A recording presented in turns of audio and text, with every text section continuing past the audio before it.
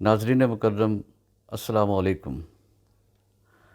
ہم نے پچھلے مکالمہ میں یہ عرض کیا تھا کہ جب اسلام کی حقانیت اور اس کا خوشگوار انقلابی نقطہ نظر لوگوں نے سمجھ لیا تھا تو وہ اس کی خاطر ہر طرح کی قربانیاں دینے کے لیے تیار ہو گئے تھے۔ خود داعی اسلام حضرت محمد مصطفیٰ صلی اللہ علیہ وآلہ وسلم نے اسلام کی ترویج کی خاطر طرح طرح کی صعوبتیں برداشت کی، طعنے سنے، بد زبانی برداشت کی، مقاطعہ برداشت کیا اہل مکہ کا، اور 3 سال شیب ابی طالب میں محصور رہے۔ ان پر جنگیں مسلط کی گئیں، اور جب ان کی حفاظتی ڈھال حضرت ابو طالب کی رحلت ہوئی اور اس کے بعد قریش کے سردار ابو لہب نے انہیں قبیلے سے ہی باہر نکال دیا۔ اور ہم پچھلی کسی نشست میں بتا چکے ہیں کہ قبیلہ سے نکل جانے کے بعد کوئی شخص کس قدر بے آسرا اور بے سہارا ہو جاتا تھا۔ اس کی پشت پناہی کے لیے اس کا قبیلہ موجود نہیں ہوتا تھا، اور عرب کے قبائلی معاشرے میں ایسا شخص شاخ سے ٹوٹے ہوئے اس پتے کی طرح ہوتا تھا جسے ہوائیں جدھر چاہیں اڑا لے جائیں۔ پیغمبر اسلام صلی اللہ علیہ وآلہ وسلم کے قبیلہ سے نکال دیے جانے کے بعد ہی ان کے قتل کی سازش بھی تیار ہوئی۔ انہیں اپنا وطن مکہ چھوڑ کر مدینہ کی طرف جانا پڑا۔ کئی مسلمانوں کو اسلام کی خاطر اس سے پہلے حبشہ کی طرف ہجرت اختیار کرنا پڑی تھی۔ ناظرین، سوچنے کی بات یہ ہے کہ لوگ ایسی جان لیوا مصیبتیں کیوں برداشت کر رہے تھے؟ ایسا کیا تھا کہ ان کے اپنے ہم وطن ان کی جان کے دشمن بن گئے تھے؟ ابو جہل کو اور دیگر سرداران قریش کو اسلام قبول کرنے میں آخر کس چیز نے روکا ہوا تھا؟ دیکھیں، ابو جہل جانتا تھا کہ لا الہ الا اللہ پڑھنے کا کیا مطلب ہے۔ اس کا دماغ یہ بات قبول کرنے کے لیے تیار ہی نہیں تھا کہ اس کا الہ بھی وہی ہو جائے جو ایک غلام کا الہ ہے۔ میں بھی وہی کھاؤں جو غلام کھاتا ہے، اور غلام کو وہی پہناؤں جو میں خود پہنتا ہوں۔ اس طرح مجھ میں اور اس میں فرق کیا رہ جائے گا؟ بس یہی کہ اس کا کام خدمت گزاری ہے اور میرا کام خدمت لینا ہے۔ یہ تو سراسر دھاندلی کی بات ہے۔ یہ کیسا نظریہ ہے جو صدیوں سے چلتے ہوئے ہمارے اس سماجی نظام کو باطل قرار دیتا ہے؟ اسی بنیاد پر مشرکین مکہ پیغمبر اسلام صلی اللہ علیہ وآلہ وسلم سے کہا کرتے تھے، کیا تیرے کہنے سے ہم اپنے معبودوں کو چھوڑ دیں جس کی پرستش صدیوں سے ہمارے آباء و اجداد کرتے چلے آئے ہیں؟ پیغمبر اسلام صلی اللہ علیہ وآلہ وسلم اس کے جواب میں یہی کہا کرتے تھے کہ دیکھو، میں کوئی نرالا رسول نہیں ہوں۔ مجھ سے پہلے بھی انسانی معاشرہ کی اصلاح کے لیے اللہ تعالیٰ پیغمبر بھیجتا رہا ہے۔ تو ناظرین، جب بھی زمین میں فساد برپا ہوتا تھا، مترفین کا مستضعفین پر ظلم بڑھ جاتا تھا، انسانی معاشرے میں بگاڑ پیدا ہوتا تھا، اللہ تعالیٰ اسی علاقے میں سے، یعنی اسی قوم میں سے کسی نبی کو یا رسول کو لوگوں کی اصلاح کے لیے منتخب کر لیتا تھا اور اس کو پیغمبری کے درجے پر فائز کر دیتا تھا۔ تاریخ انسانی گواہ ہے کہ انسانوں کی جماعت نے اپنے ہی بھائی بندوں پر بہت ظلم کیے ہیں، اور اب تک یہ ظلم جاری ہے، رکا نہیں ہے۔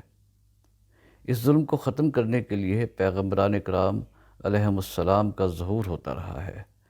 اس ظلم و تعدی میں سب سے بڑا ظلم زمین کی ملکیت ہے۔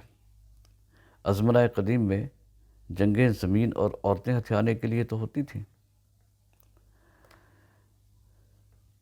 معاشی نظام کے متعلق قرآن نے کیا سنہری اصول دیے ہیں، یہ تو یہ بات بڑی شرح و بسط کے ساتھ بیان کرنے والی ہے، یہ موضوع بڑا طویل ہے، لیکن ناظرین، آج کی نشست میں ہم قرآن کے معاشی نظام کے متعلق کلی گفتگو تو نہیں کریں گے، اجمالی طور پر زمین کی ملکیت کے حوالے سے بات کریں گے۔ اس ضمن میں پہلے تو یہ بات ذہن نشین کر لینا چاہیے کہ مالک کائنات انسانوں میں معاشی اور سماجی سطح پر کوئی تفریق پسند نہیں کرتا۔ اس کی نظر میں تمام انسان برابر ہیں۔ اللہ تعالیٰ کے نزدیک تقوی کی بنیاد پر انسان صاحب تکریم ہوتا ہے، نہ کہ مال و دولت کے بلبوتے پر اور نہ اولاد کے بلبوتے پر۔ قرآن کی معیشت کا بنیادی اصول اس آیت میں موجود ہے۔ اے نبی صلی اللہ علیہ وآلہ وسلم، لوگ تم سے سوال کرتے ہیں کہ ہم جماعت اسلامیہ کے افراد کی ضروریات کے لیے اپنے مال میں سے کیا خرچ کریں؟ ان سے کہہ دو کہ جو تمہاری ضرورت پوری کرنے کے بعد بچ رہے وہ جماعت مسلمین کے مستضعفین کو لوٹا دو۔ لوٹا دو کا لفظ استعمال ہوا ہے، ان کو دے دو، واپس کر دو ان کو، کیونکہ یہ انہی کا مال ہے۔ قرآن حکیم کی اس آیت کی تفسیر میں ایک روایت قابل توجہ ہے جسے ابو سعید رضی اللہ تعالیٰ عنہ نے بیان کیا ہے۔ وہ فرماتے ہیں کہ ایک مرتبہ ہم رسول اللہ کے ساتھ کہیں جا رہے تھے، دوران سفر آپ نے فرمایا جس کے پاس ضرورت سے زیادہ سواری ہو وہ اسے دے دے جس کے پاس سواری نہیں ہے، جس کے پاس سامان سفر زیادہ ہو وہ اپنی ضرورت کے مطابق رکھ کر باقی سامان سفر اسے دے دے جس کے پاس سامان سفر نہیں ہے۔ اسی طرح آپ نے بہت سی چیزوں کا ذکر کیا جس کی بنیاد پر ہم یہ سمجھنے لگے کہ مومنین کو اپنی ضرورت سے زیادہ کوئی چیز رکھنے کی اجازت ہی نہیں ہے۔ نبی کریم صلی اللہ علیہ وسلم کے اس قول کے مطابق اسلامی ریاست میں اپنی ضرورت سے زیادہ کسی کو مال جمع کرنے کی اجازت ہی نہیں ہے۔ جس آیت کا ترجمہ پیش کیا گیا، میں نے ابھی جو آپ کے سامنے آیت کا ترجمہ پیش کیا ہے، اس کی روشنی میں ہم نبی مکرم صلی اللہ علیہ وسلم کی مالی حالت کا اندازہ لگا سکتے ہیں۔ بخاری کی ایک روایت ہے کہ رسول اللہ صلی اللہ علیہ وسلم کے پاس انتقال کے وقت نہ کوئی نقدی تھی اور نہ غلام اور نہ لونڈی۔ نبی مکرم صلی اللہ علیہ وسلم کے ترکے میں صرف ایک خچر تھا، اپنے ہتھیار اور کچھ قطع اراضی جسے آپ نے صدقہ کر دیا تھا۔ اچھا ناظرین و ناظرات، یہاں صدقہ کی روح کو بھی سمجھنے کی ضرورت ہے۔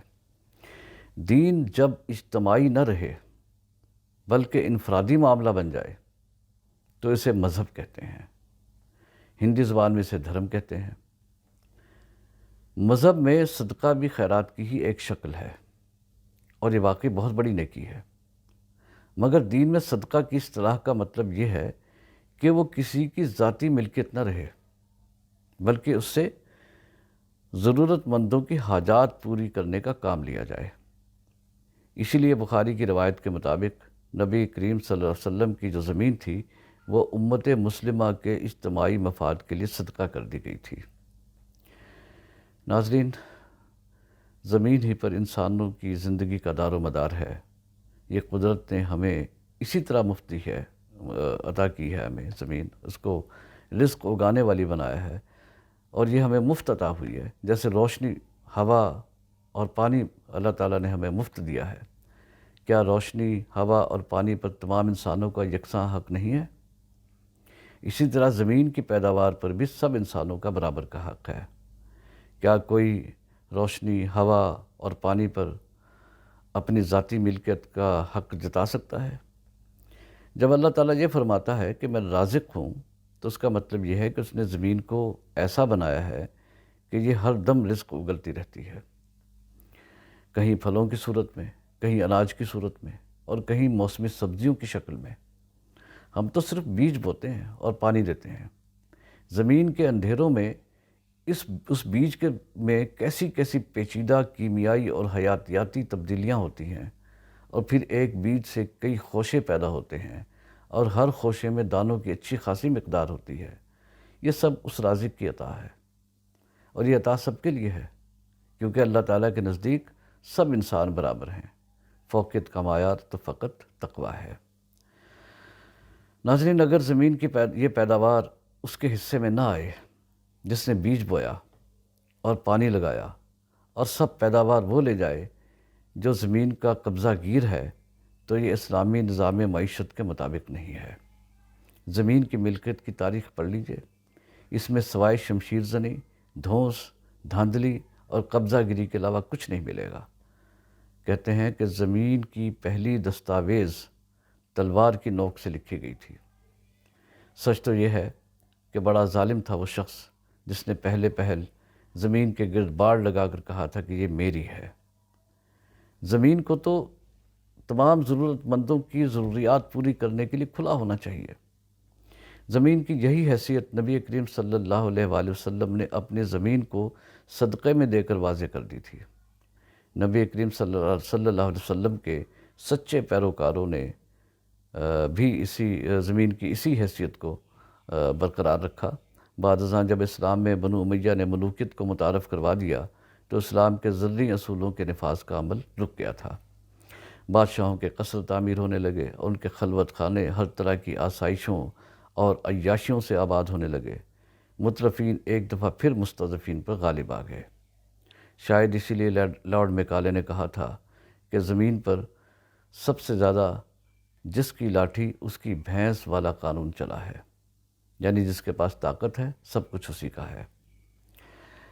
اس ظالمانہ قانون کی بے کنی کے لیے عہد بعہد صالحین، اولیاء، پیغمبران، رشی، منی، سینٹ تشریف لاتے رہے ہیں، مگر ان کی آنکھیں بند ہوتے ہی انسان پھر مال زر کی محبت میں لڑنے جھگڑنے لگا، اور جس کے ہاتھ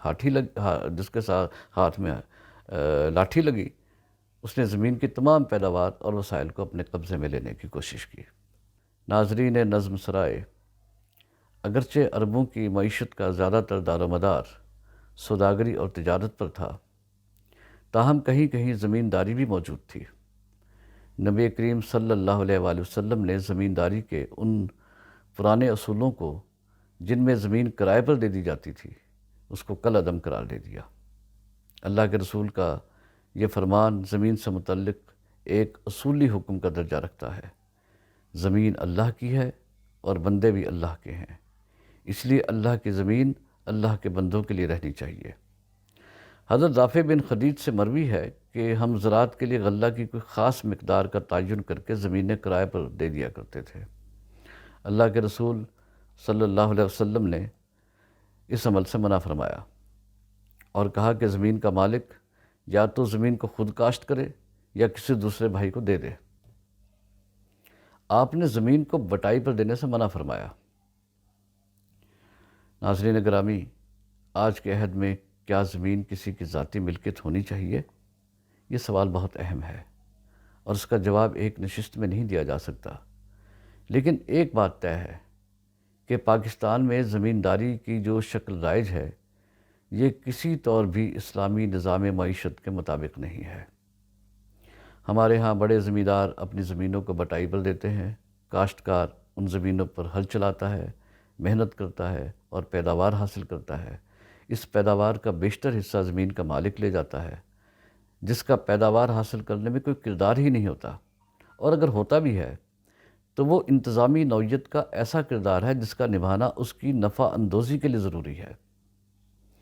ویسے بھی وطن عزیز میں نوابوں، جاگیرداروں، وڈیروں کی زمینیں تو انگریزوں کا عطیہ ہیں، جو انگریزی سرکار کی خدمات کے افزانے کے طور پر ان کو دے دی گئی تھیں، تاکہ یہ جاگیردار یہاں کے مفلوق الحال عوام کو انگریزوں کی اطاعت پر مجبور کیے رکھیں۔ اگر پاکستان بنتے ہی ایک خاص تناسب سے یہ زمینیں کاشتکاروں میں تقسیم کر دی جاتی تو ہمارا ملک استبدادی پنجوں سے آزاد ہو جاتا اور ہم ترقی کے راستے پر لگ جاتے۔ ناظرین، ہمارے ملک میں جو نظام معیشت قائم ہے وہ مغربی سرمایہ دارانہ اور جاگیردارانہ نظام ہے، اور یہ ہرگز اسلامی نظام معیشت نہیں ہے۔ سوال یہ ہے کہ کیا ہم پاکستان کو اس لیے اسلامی جمہوریہ پاکستان کہتے ہیں کہ یہاں اسلامی اصولوں کی پاسداری ہوتی ہے، یہاں کے لوگ شاعر اسلامی کی بجاوری میں پیش ہوتے ہیں، مگر نہ اسلامی فکر کو سمجھنے کی کوشش کرتے ہیں اور نہ اسلامی اصولوں پر مبنی انقلاب برپا کرنے کی کوئی خواہش ہی رکھتے ہیں۔ اگر ایسا ہے تو یقین مانیے ہم اپنے آپ کو دھوکہ دے رہے ہیں۔ ڈاکٹر علی اکبر شریعتی نے کہا تھا کہ اگر کعبہ کا طواف کرتے ہوئے آپ کے دل میں ظلم، ناانصافی اور جبر و استبداد کے خلاف کم سے کم نفرت کے جذبات بھی پیدا نہیں ہوتے تو چنداں فرق نہیں پڑتا، آپ کعبے کو چھوڑ کر لات و منات کا طواف کرنے لگ جائیں۔ ناظرین، اس دعا کے ساتھ اجازت چاہتے ہیں کہ اللہ تعالی ہمیں اسلامی اصولوں کو سمجھنے اور ان کے مطابق اپنے ملک میں انقلاب لانے کی توفیق عطا فرمائے۔ اللہ آپ کا نگہبان ہو۔